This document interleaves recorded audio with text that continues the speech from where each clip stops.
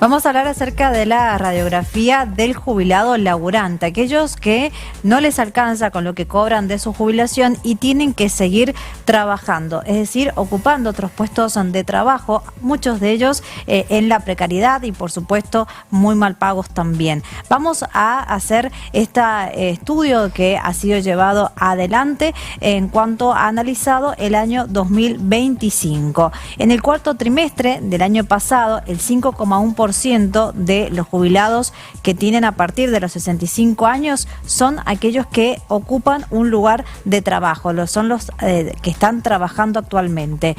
Pero si vamos a la comparación entre el año 2016 versus el 2025, podemos observar cómo ha aumentado la cantidad de jubilados que tienen que seguir trabajando. En el año 2016 hablamos de 517.441 trabajadores, mientras que en el 2025 estamos hablando de 686.160 personas que tienen que seguir trabajando. Esto representa un aumento del 32,6% en el año pasado, es decir, casi 10 años estamos hablando de una cifra considerable del aumento de jubilados que tienen que continuar trabajando. Claro, no les alcanza, más aún a aquellos que cobran la mínima.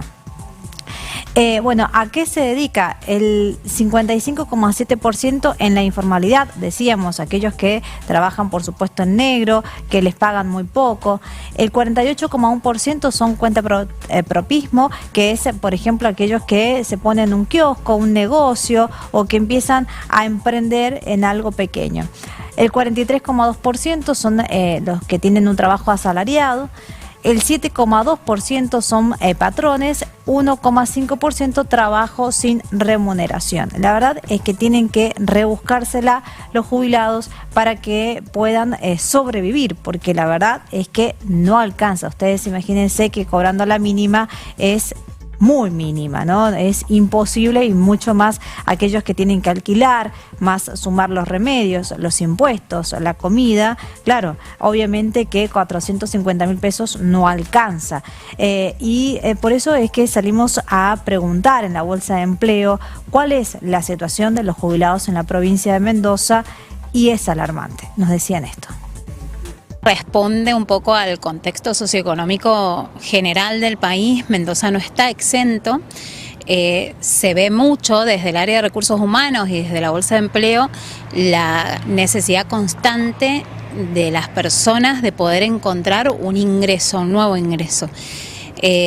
Nos impacta mucho porque son nuestros padres, son nuestros abuelos y realmente no alcanza a fin de mes y las oportunidades laborales son mínimas. Y cuando son personas que están ya fuera de lo que es el mercado laboral, implica un montón de cuestiones administrativas dentro de las empresas que incorporarlos también es un poco complejo.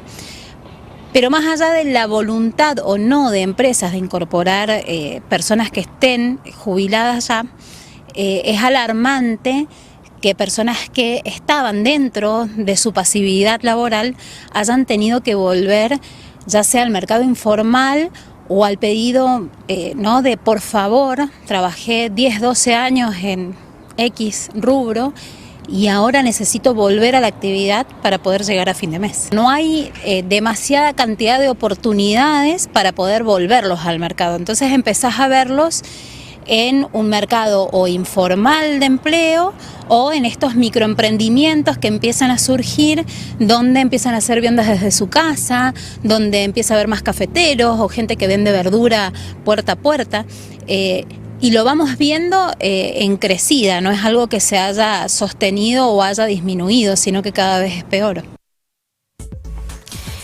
Y en este contexto, bueno, son muchos los jubilados y podríamos contar cientos de historias de aquellos que tienen que seguir trabajando, que se las rebuscan, que tratan de buscar un laburito, aunque sea para poder pasar el mes, ¿no? Sobrevivir, como bien decíamos, y haciendo hincapié en los que cobran la mínima. Bueno, esta es la historia de Jorge. Jorge era farmacéutico, se jubiló, pero bueno, es como la de tantos que no les alcanza, y esto era lo que nos contaba sobre su historia de vida.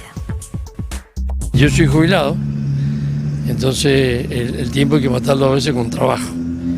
Y como las jubilaciones son bajas, a mí se me ocurrió que que con una jubilación no vivo, como todo otro jubilado. Yo tengo un emprendimiento con un compañero que es carpintero y fabricamos cosas para vender. Y en el galpón no se venden los productos, pues la gente no llega, porque una pizarra la puede dejar de lado.